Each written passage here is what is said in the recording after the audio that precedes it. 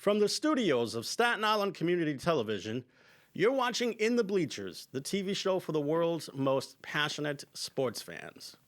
Hello, everyone. I'm Jaime Hixson, joined by my dear friend over the phone.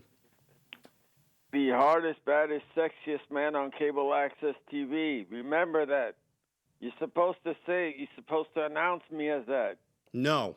I'm telling you, my lawyer will contact your lawyer. It's in my contract. Man, don't be talking about contracts, man. There ain't no contract in this thing. Boycott.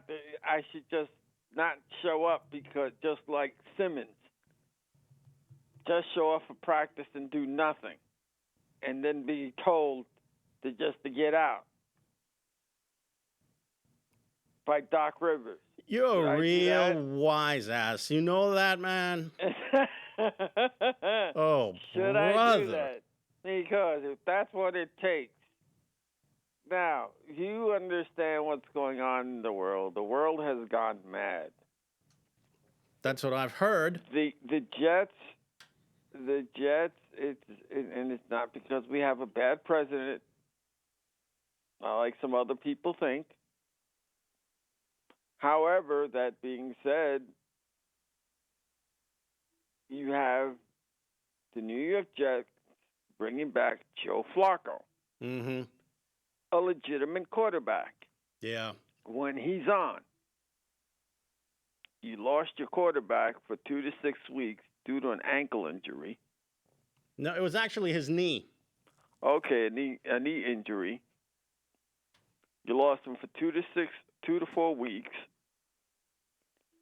And was it because the offensive line was so bad, or it was just a lucky hit? I think it was just a lucky hit, to be quite honest with you.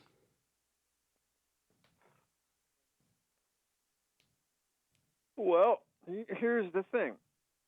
Now, explain to the peoples out there what they did, how they won, or how they lost.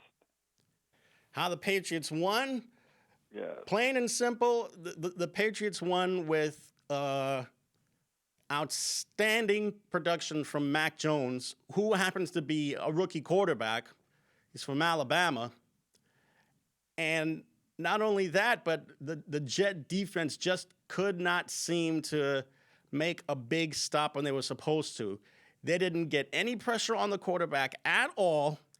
They didn't stop the run. They couldn't contain any of the receivers that were there. It was just chalk this up to just not the Jets' day. Just like this hasn't been the Jets' first half of the year. Well, again. And it's not going to get any better because the Bengals are coming to town next weekend. Well, and Bill Belichick praised him, or praised the coach, and it was the funniest thing because he listen to what you said. You just stated that the quarterback from Alabama, who they drafted, is winning. Yeah. We have a quarterback that was drafted high upon the list. Yeah, from Brigham Young. And is losing.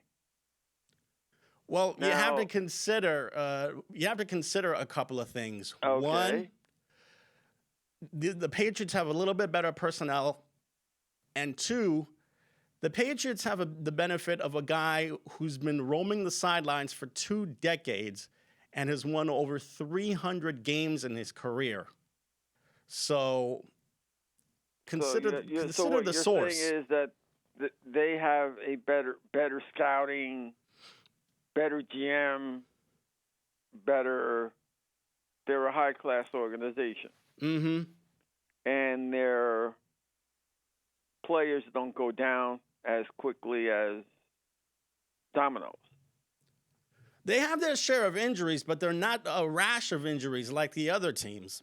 But also, they have quality players that they put in right away. Mm-hmm. Okay. Now, this is what I've been preaching all along about the New York Jets.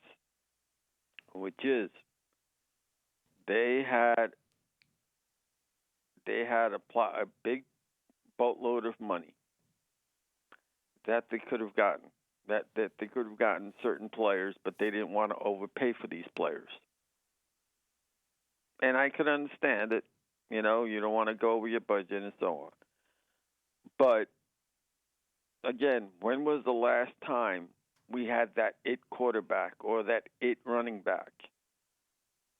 And you said, as for the quarterback, I think it was 5 or 6 years ago.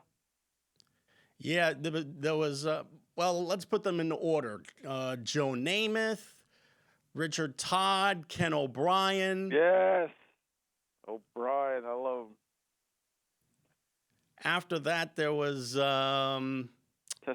Vinny Testaverde, Chad Pennington. That's it. I want to mention Mark Sanchez, but I can't do that. No. That's it. After Pennington, that's it. Because Sanchez was no. Do you understand what I mean? Yeah, I know. And you keep on changing personnel. You keep on changing GMs. You keep on changing, and you know that with the GMs they change the scouts. So, what is it now? If you go to the Giants section, the it player that you have on that team is Saquon Barkley, who continues to miss time because he's hurt. Okay, but when he's healthy, he does something. When he's healthy, he could do some really good things. Okay, now that's what I'm getting at. Look how long the Jets have had that it player. You know, they haven't had that monster player in a very, very long time. So you get to see even the Giants to some degree because they're known for their defense and also they pick decent quarterbacks. They always have a decent team, better than the Jets under normal circumstances. But as I've been preaching the gospel of get rid of this GM that they've had because he's been useless, and the Jets GM had a boatload of money, and again, it's always the same thing. And it was wishy-washy with it. Huh? He was wishy-washy. Yeah, but let's use the New York teams to get as much money as we can. Because the Jets at times don't want to spend that money. And when they do, they become cripples. Because what happens? They get hurt. Mm-hmm. You know? And that's understandable. It's a rough sport. You get it. But at times, you have to figure out. You were under the salary cap. You had so much money. And this is the team that you put out. Now, mind you, it's not your fault that some of your players that you drafted that were supposed to be monster players got hurt. Right. You can't help that. But you and your scouting team have to put the plugs in and go, okay, this is where where's your backups? Your backups is supposed to be just as good as your starting line. And you're not doing that. And this guy he was under the salary cap. That's how come I talk about, you know, as much as Davian Bell may not have been the greatest, but I think, they may have paid too much for him a little, but you know what? Mm-hmm. He was that it player if they would have given him the chance. No matter what he did in the past. That's it. But now you have this situation where you have they had a boatload of money. They had a boatload of money, and what did they get? They really got nothing. They just got plug-in players, And what is he waiting for? Next year? Are there a crop of players next year that's coming out that they're playing for? That's in free agency next year that they're willing to be in the stand? Possibly, but we'd have to look at the list first before we move forward. And you got to remember also who they signed for 2 or 3 years, or whomever they did. Mm-hmm. That's the thing That's the thing where you have to research, because then you have to see, okay, this is what happened. This is what happened. This is what happened. All right. And that's how come I say the GM really screwed up this time, very badly. Unless next month,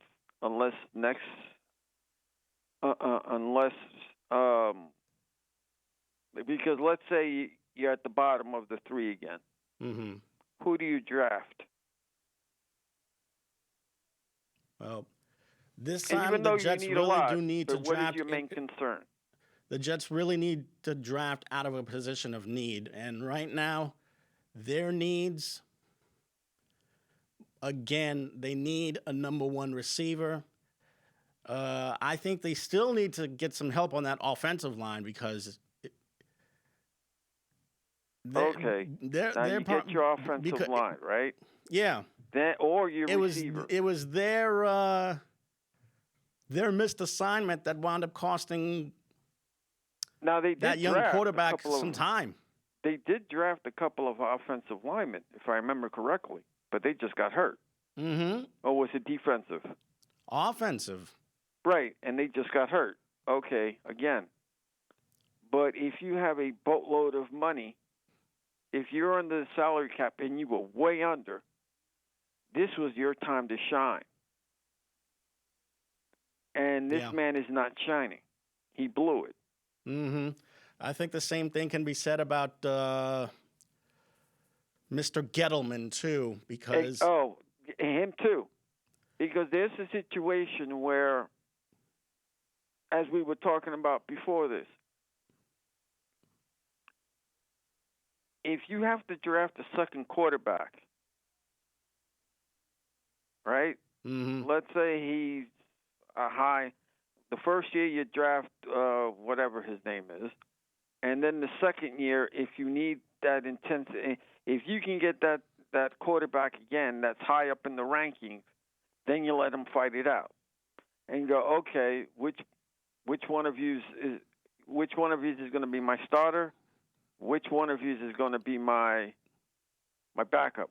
Because if both of them are good, then you can trade one of them to get draft picks. Now, does that sound okay, or I mean, it's not terrible, but at the same time, they really need to attack positions of need because... Yeah. No, I'm just saying, but there's always a quarterback there. Mm-hmm. And there's always a plethora of quarterbacks. Now, I compare it to a basketball team that even the 15th man on that team or the 12th man on that team, as bad as people make him out to be, he must be really damn good because he earned the last spot. Mm-hmm. He just doesn't get the play, but that doesn't mean he's really bad because he earned the last spot. So that again, that being said, what do? Well, there's so many quarterbacks that you can draft there. And there's depending on how many of them there are. There's old timers there's veteran quarterbacks out there. And for some strange reason, who was the last? What was it? Phil Simms? No, was it Phil Simms? Manning. Manning was the last quarterback that they've had. And then it was Phil Simms. First it was Phil Simms, then it was Eli. Right. I mean, I can mention some guys in the middle. Who? For example, That they made a difference. that really made a difference. Yeah. Kerry Collins, for one, Look at that. Okay. took him to a Super Bowl. Exactly. But do you see even in Indianapolis, when Peyton Manning was there, their offense and their defense wasn't that great. You just had a damn good quarterback that could actually do something. Oh, I disagree with that. Their offense was explosive. You know why? Because Peyton Manning had a number one receiver who made the Hall of Fame, Marvin Harrison. Look And at he that. also had Edgerrin James. First he had Marshall Faulk. He had Marshall Faulk first.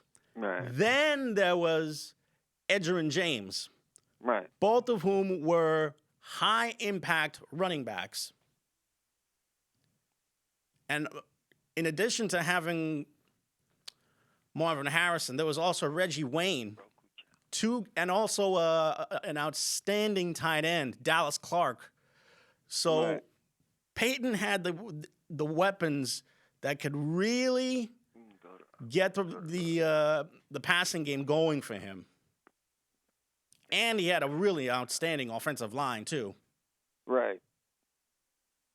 No, I'm just saying almost every team that has done something, they always draft well. Mm-hmm. When it comes to the Giants, well, more Jets than Giants. You have to be careful when drafting a quarterback, though, because for every Peyton Manning and Ben Roethlisberger and Aaron Rodgers, what do you get? Sanchez. Mark Sanchez, Tim Couch, Jeff Garcia, who started out in Canada first before he made his way to San Francisco, and then after 2 or 3 good years, just suddenly stunk it up, going to Cleveland and Detroit. But he had jobs because he went to different teams. And, it's like talking about the worst basketball player. And even though he was on for 15 years, but you may not have liked it, but he must have been good enough to earn a spot. Mm-hmm. No matter how many points he did, he must have done something right in order to earn a spot. Whether you liked him, whether you hated him, where his points were down, he must have done something that he did right to earn a spot on that team. Mm-hmm. So you've noticed that the last big thrill that the Jets have had, because the last big thrill that the Jets have had defensive-wise was the Green Monster. Gastineau, Glucko, and I forgot the other guys. Abdul Salam, Marty Lyons. Yeah, exactly. That was a defensive line right there. Exactly. But look who you had. Pittsburgh at the time, monster team. Dallas had a monster team. There were a lot of damn monster teams in that era. Yeah.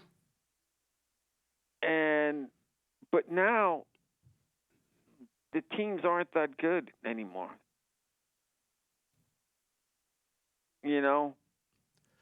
Well, I don't see it that way. If you compare, I mean, I don't know if you can compare, let's say, 80s teams to 2000 teams, because people like to compare, back in the 60s, 50s, and 40s, how football, so-called, was really played, and everything else. It was smash-mouth football. And now, since they're trying to protect the players now more so, the players back then couldn't get away with what they can get away with. They can't get away with now. Well, let me tell you, it's funny that you mention comparing 80s teams with 2000s teams, because those one team that I could think of that dominated the 80s was the 49ers. 49ers had Montana, John Taylor, Jerry Rice, Tom Rathman, they had a pretty decent defense to go along with it. A solid tight end as well. While New England had the best quarterback, yet had a hodgepodge of guys at receiver and at running back. The best receiver he ever worked with was the guy from the Vikings, which was unfortunately the name escapes me. Well, it's escaping me right now, but Randy Moss. Who? Randy Moss. Randy Moss, right? Yeah. But it seemed like he worked with 100 different receivers when he spent 20 years with the Patriots. Right. But he made those receivers look good. Why? Right. Because he had the accuracy and he had the strong arm to make these guys look good.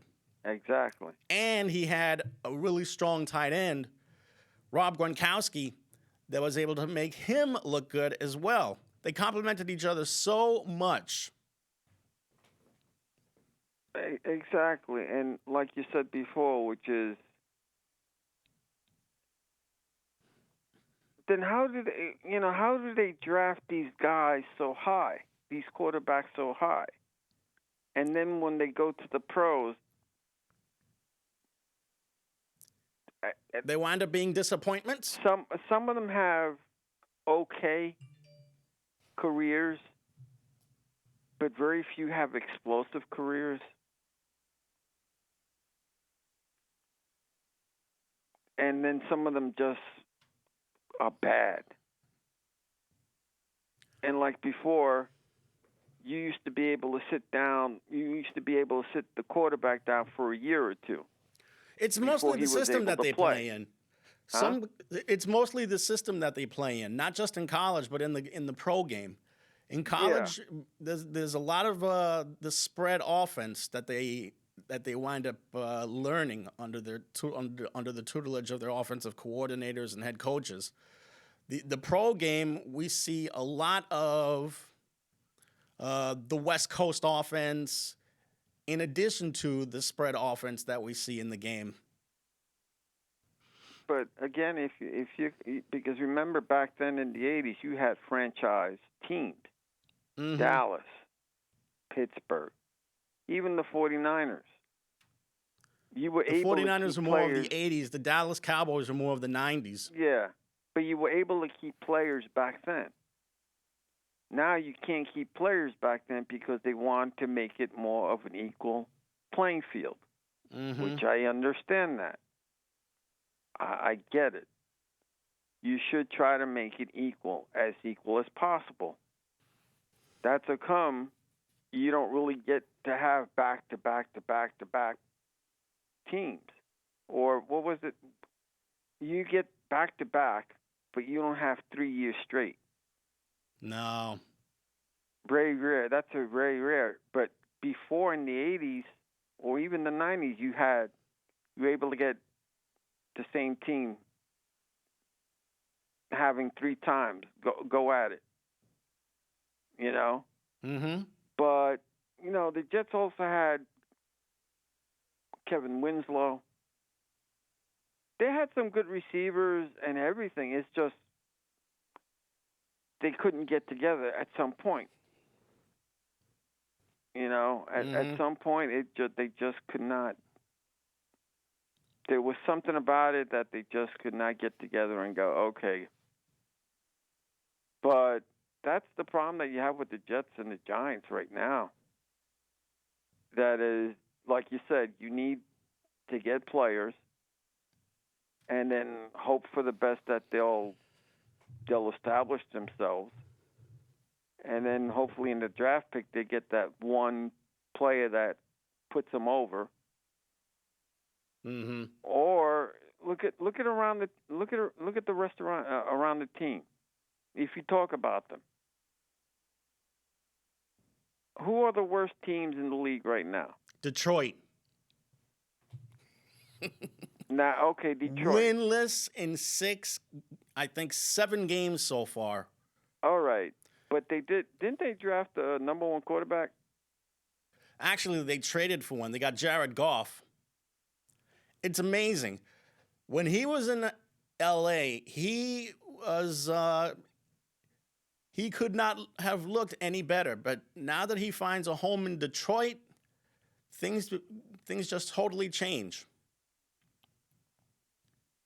Now, does that mean that that because of the people that he had around him, that he was able to be a really good quarterback? With the guys that he had around him on the Rams, he was definitely a good quarterback. Or is he just now he's showing his true signs that he really is not that good of a quarterback? Oh no, he's still a good player. Or it's just a team that's not. Is they just that bad? The Lions are just dreadful. And wait a minute, aren't the Jaguars? The Jaguars too. This is the Tony first year of the Khan's team. Trevor Lawrence era, and all they can do is win a single game. The Jets are in the same boat. They've also won a single game. Yeah. So if you were to look at the worst teams in the league right now, Jacksonville, Detroit, and the Jets. Well, and the Giants are down there too. They're not doing Yeah, that they're great. 2-5. Huh? They're 2-5. Okay, they'll probably get a little draft pick too. Possibly. And the I'm still- Giants have to play at Kansas City next week. It's good that they won, though. Good that they won yesterday against Carolina.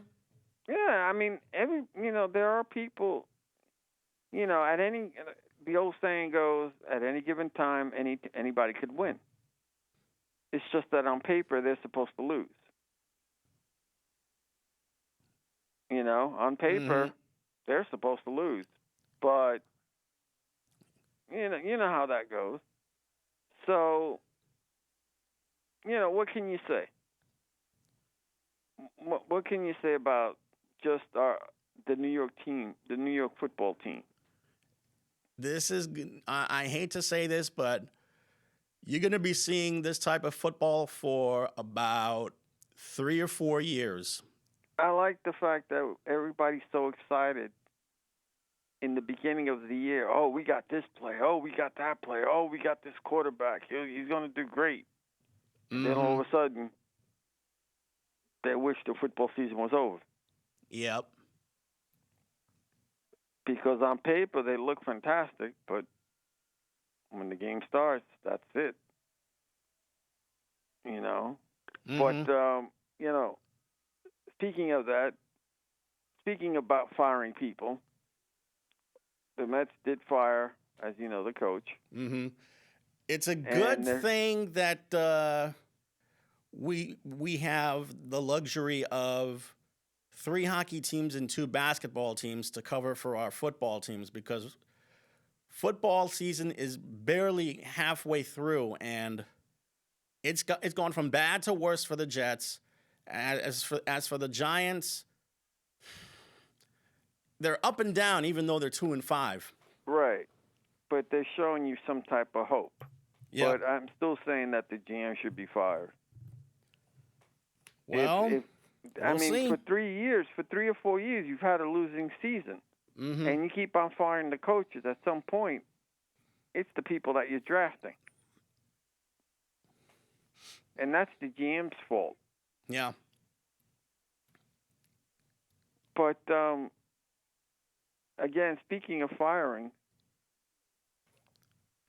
Boone still has his job. Yeah, you got you got a nice new contract from Brian Cashman. Contract. Unbelievable. Yep. And there's a lot of Yankee fans that are not happy about it. I got to be honest with you. I really don't have a problem with the move because the players seem to like him. But Right.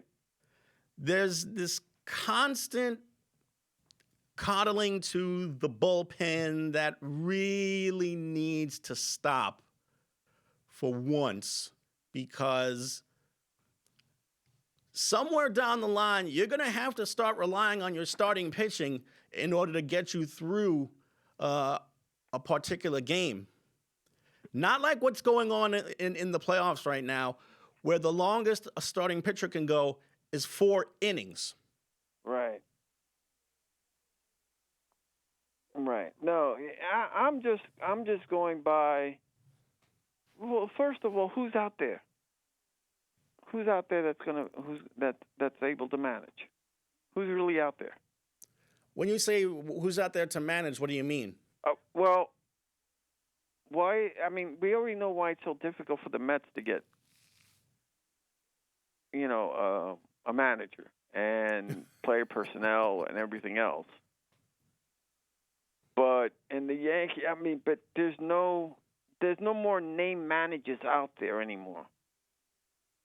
No. Not like before. The Cardinals got themselves a new manager, and he's only 35 years old.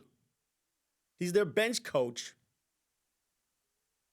Hey, if there was one team that hired a sportscaster as a manager, it's been done before. It's been done, yeah. I'm just saying. Many years ago, the Houston Astros hired their longtime broadcaster, Larry Durker, to be the manager. And he took them to 4 division championships in 5 years. And look, the Dodgers lost again. Yeah. The Dodgers lost. And are they still going to fire their manager? You mean Dave Roberts? I don't think Yeah. Dave Roberts is going anywhere. I still feel that Roberts is a good manager. And because think of it this way. You had Don Mattingly. Mm-hmm. Same thing happened. Got you to the playoffs, couldn't get you over the hump. This guy's following the same pattern. So far, it's been 2 years already. Has it been 2 years with this manager, or 3? I think Dave Roberts has had about a good... Let me check that for you. See if I can find out how long he's been the manager.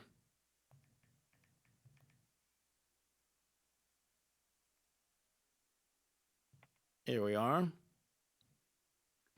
He's due for a contract extension.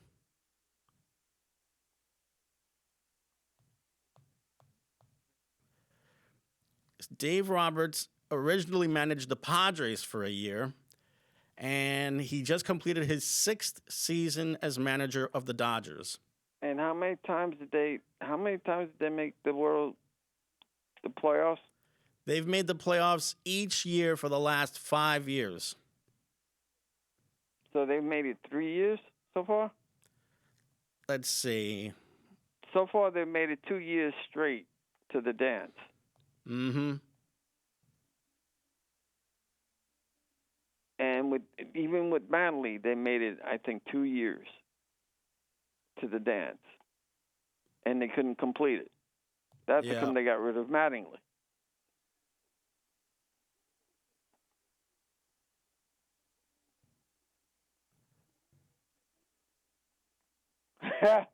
One, two, three, four, five, six. They've made the playoffs each year for the last 6 years. They've played in 3 World Series and won the championship in that COVID-shortened season last year. So, but how many times did they make it to the finals? I just told you. 3. 3? 1, 2, 3 times. Okay. And the Astros. Was it the Astros or the Braves? No, it was the Braves.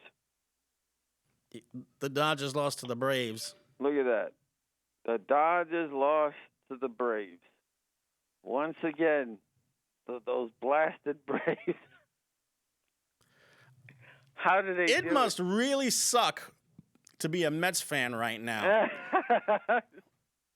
because they have to be subjected to so much ridicule from these freaking Braves fans.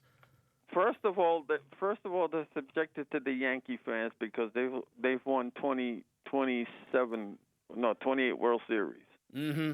And then for the Yankee fans that like to bring down the Met fans, I'm not like that. I enjoy both teams equally. But you got them. Then you have, like you said, the Braves fan. A very fair weather fan, if you ask me, because if you see the fan base at their stadium, a really nice looking stadium, Truist Park, you see a lot of empty seats. And it was the same way at the old Fulton County Stadium, at the old Turner Field, and now.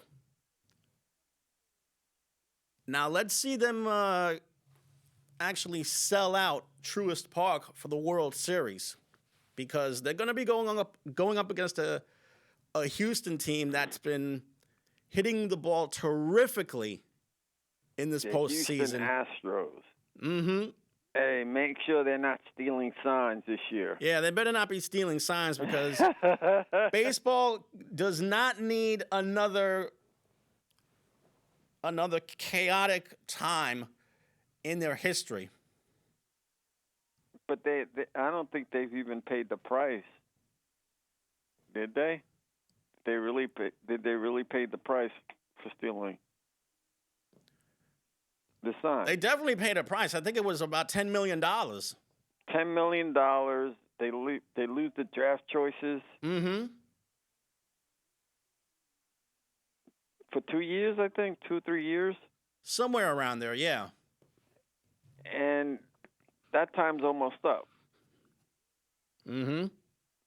But, and the Yankees the same way. I mean, everybody, are the Yankees team, do people still want to play for the New York Yankees? There are still people out there that want to play for the Yankees. Or do they still they want to get the Yankee money? There are still people out there that want to play for the Yankees. Okay. How many players want to play for the Mets? There are certain players that do want to play for the Mets. Okay, like Willie Randolph. That was a long time ago. My friend John, he was always criticizing them for them, because Willie Randolph said, even though he was a fantastic Yankee second baseman, but he said, I grew up as a Mets fan. Oh boy, that was a dark time for that franchise, because not only did they get Willie Randolph, that was also the time of Bobby Bonilla, Vince Coleman, Brett Saberhagen, Eddie Murray. They were good hitters for their time. And what did it get them? 70 wins. Bobby Bonilla still getting paid. Yeah, and he's going to get paid until 2035. That's the honest to God's truth. I get it, yeah, because they're trying to make his payments so that it doesn't hurt them. Yeah, he's getting deferred payments from the Mets up until 2035, $1 million every July 1st. Oh man! But speaking of players that want to play and don't want to play, we go back to the infamous Kyrie Irving. Oh, brother, do we really have to waste our time on this idiot? Well, have you heard that people are interested in acquiring his services? Well, I can believe that. Quite frankly, I hope the Nets are able to make some kind of deal, because they really do not need this headache on their hands. And the reason why he came to the team is because he wanted to play with KD, and they got James Harden. This team is set to win. This team is set to win. With or without Kyrie Irving, this team is set to win. Tell you what. If they don't win without Kyrie, then the players that you have, you shouldn't have those players because you have James Harden and you got one of the best players in the league right now, which is KD, Kevin Durant. Yeah. That's it. You know, and you still got an all-star team. Blake Griffin's on it. Oh, James of course. Harden on it. Mm-hmm. There's a lot of players on that team that could actually put you over. So, is Kyrie Irving? Do you need Kyrie Irving? Yes. Of course they need Kyrie Irving. He's one of the best point guards out there. So if they traded him, and they lost, that means that you have James Harden, who used to be able to carry a team, can't do it no more. You have Kevin Durant, who used to be able to carry a team, can't do it no more. So you're telling me that you got at least on that team 3 to 4 all-star players without Kyrie Irving, and you still can't win? I didn't think they were a championship team to begin with, even with Irving. Well, on paper, they are. I mean, they're a very good team, but I thought that they were good enough for the Eastern Conference Finals and nothing more, to be honest with you. Nah, they're pencil. I think they're a championship team. Yeah. Unless something happens. I don't know. Because look at if you look at the team that they have. You have 3-point shooters. You have 3 to 4 go-to guys that can shoot it at the buzzer, and they're reliable. Mm-hmm. That's what you need mostly on the team. You need that 1 or 2 good. You need that 1 or 2 guys that could, at the buzzer, can lay it in there. Mm-hmm. That you want that guy to have the last shot. Right. You have 3 to 4 players five players on that team that can do it for you. Think about it. Mm-hmm. And the same with Los Angeles. They're expecting the Nets in Los Angeles, the Dodgers to be in. You mean the Lakers? The Lakers, excuse me, the Dodgers. I'm sorry. The Lakers to be, if there's nothing if nothing goes wrong, if no one gets hurt, they're expecting those 2 teams. That's it. And if and I'll put it to you this way: if the Nets do not make it within these with the team that they have, at least win 1 championship, what happened? What happens? Again, it will have been a disappointing job. Then again, by the entire roster. The Nets will be the loser of all losers once again. And then, what's their record now? They just started the season. They're 1-2. One win, 2 losses. And I think, if I'm not mistaken, the Nets are playing the Washington Wizards tonight. Right. And then you got the mighty New York Knicks. Oh, yeah, right. The mighty Knicks. A team so mighty that they had their heads handed to them by the Magic last night. Look. Cut it out, please. Huh? What's wrong? I mean, seriously. And yes, the Nets are playing the Wizards tonight. Wait a minute. Don't you think that the Brooklyn Nets have something to cheer for? The Nets have something to cheer for. Okay. So you're telling me that the Knicks do not have nothing to cheer for? No. I mean, how do you honestly... Are you saying that they're a good team, terrible team, or worse team? I'm saying they're a tease. I mean, seriously, how can you honestly expect anything more from a team of which half the roster is new people. You know how much it's gonna take for them to gel? Half the roster is new? Half the roster is new guys. You still got your five starters, except for wait a minute. Emmanuel Quigley, R.J. Barrett, Knowles Noel, Robertson, Taja Gibson, who else am I missing? Oh, Derrick Rose.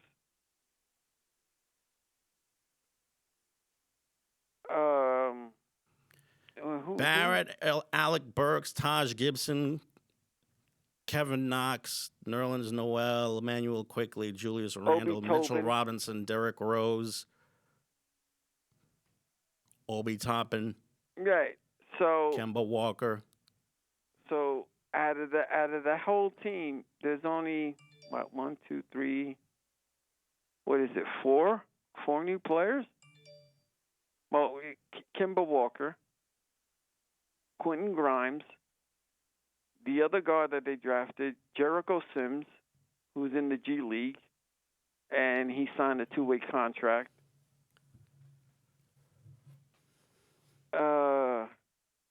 The Knicks have something to look forward to if they're still playing the way they play. Now, if they have, as an article as I read before, which is, if they have a minor setback, but the other players flourish, does that mean that it's a lost cause for them? And that's the one question. And the other question is, if they show that they're still competitive and they're still working properly and everything goes right, I'm looking to see which player wants to play for the New York Knicks. And I keep telling you, there is no superstar with half a brain that's going to want to play in that building with that Dolan owns the team, slime of an owner still overshadowing everything over there. But okay, so you're saying the reason why superstars don't want to come is because of James Dolan, not because of the team. It's because of that slime of an owner. Okay, I agree with you on that. You see, this is where I agree with you. And I said this before on the show, and that is... Do you really think that anybody wants to play for the Knicks because of Kemba Walker? Come on. Does anybody want to play for the Knicks because of Julius Randle? No. There are guys who want to play for the Lakers because of LeBron. Jamie, if the team shows that they're in contention and they do well, and they hustle and they do the right things, and they show on paper that they may not be winning, but let's say their stats are up. There may be a player out there that goes, you know what, I can help that team. I can get the money, and then I can help that team get over, because all they need is 1 or 2 players to get them over. Mm-hmm. Now, let's go by the assumption that they make the playoffs again and they get knocked out again. That means for 2 years straight, you have a team that really doesn't have a legitimate all-star, except for Julius Randle, if you want to call him an all-star. But you don't have that, like I've been saying with the football teams and the baseball team, you don't have that it guy on that team yet. Maybe that it guy wants to play for that team, or they can get him in a trade, because they're looking for, what's his name? Not Bradley Beal. What's the other guy's name that they always mention? Damian Lillard.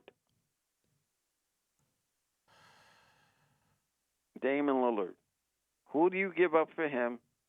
How many people do you give up for him? And can this particular, depending upon who you give up, can this player get you over the hump? And will that player want other players to play with him? The same way KD brought his people, the same way people want to play with LeBron, the same way people want to play with KD, the same people that want to play for certain teams because they have certain players on the team. If you bring in Damian Lillard,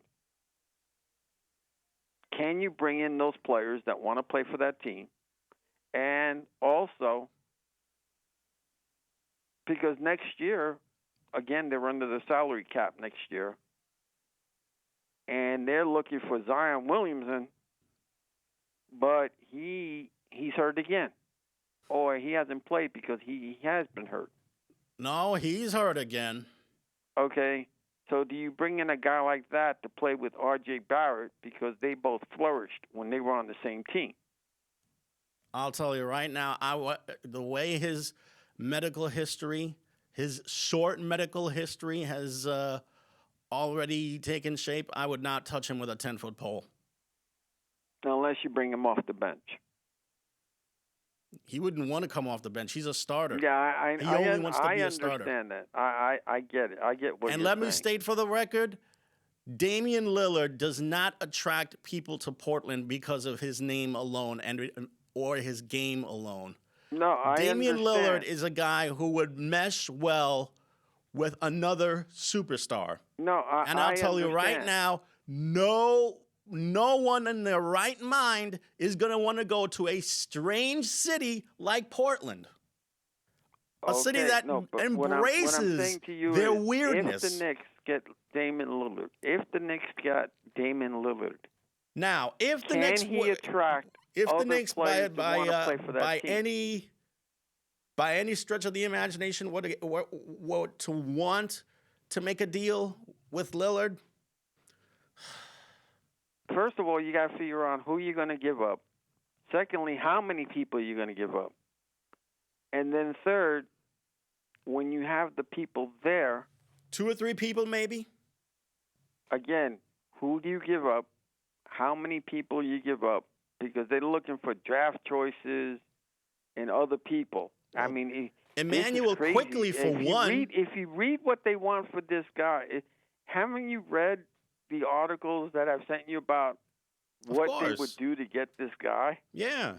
And it's ridiculous. They want like 4 or 5. And I'm going, but all right.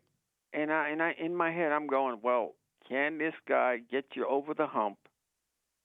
And 2, can this guy attract other superstars to want to play for your team? If he did go to the New York Knicks, and I'm saying on a trade because he's tied up there. That's the only way you're going to get him is on a trade. If the Knicks trade for him, is he the guy that can get you over the hump? And 2, does he attract other players that want to play for that team? He's not going to attract players to Portland. I'll tell you right now. No, forget Portland. I'm talking about the Knicks. If the Knicks, by some chance, were able to deal or want to deal for Damian Lillard, it would have to be for at least 3 players and maybe 3 draft picks. Okay. Emmanuel Quickly, R.J. Barrett are 2 of the guys that I can think of. 3 draft picks. 3 number 1 draft picks? Yeah, 3 number 1 draft picks. 2 number 1 draft picks and 1 number 2. And then who do you give up on the team? Emmanuel Quickly and R.J. Barrett are 2 of the guys that I would consider sending away. The other one, maybe Obi Toppin. Okay. I wouldn't do that, but okay. But, all right. Now that you got rid of those people, right? Mm-hmm. Now you're going to get at least one more guy out of Portland. Right. Right? I don't know who, but you're going to get one more guy because it's not going to be a 5-on-2, and they got to match. Not only they got to match to pay. Right. All right? So let's say you make that trade. Now you got Damian Lillard, Kemba Walker, Robertson, your forward. Who's your other forward? And how does Damian Lillard make that team better with the guys that you got rid of?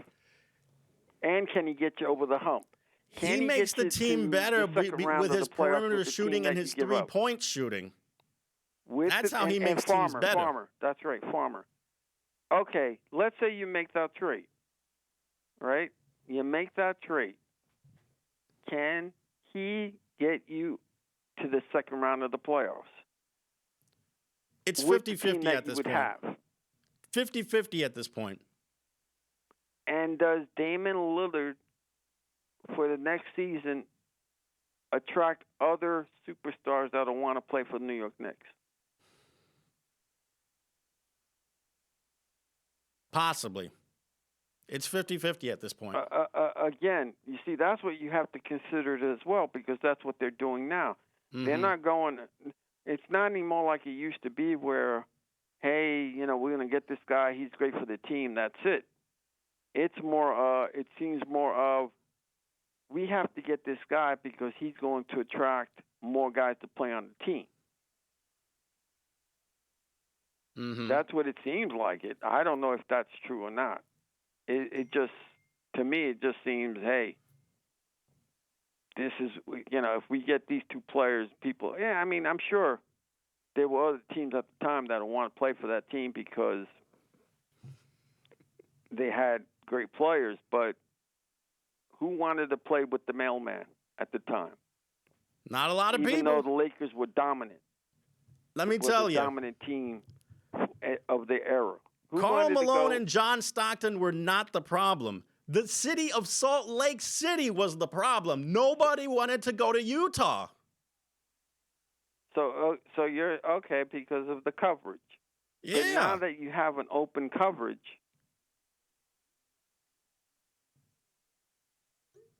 now that you have there were players that badmouthed the whole city.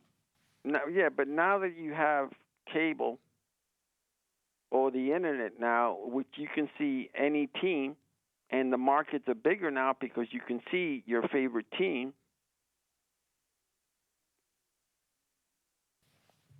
So that being said, and by the way, want to play? Let's say for Washington, the goal. Do you still want to play because you have Curry?